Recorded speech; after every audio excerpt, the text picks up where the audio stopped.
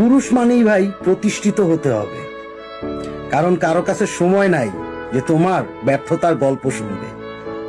নিজ থেকে আগ্রহ নিয়ে কেউই তোমাকে জিজ্ঞাসা করবে না যে তুমি এত কষ্ট পাচ্ছ কেন।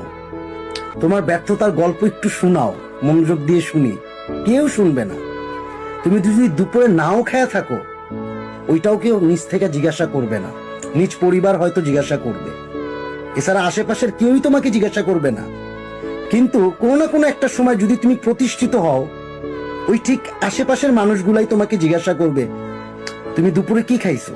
তোমার ব্যর্থতার গল্প আমাকে শুনাইতে পারো, চাইলে শোনাও।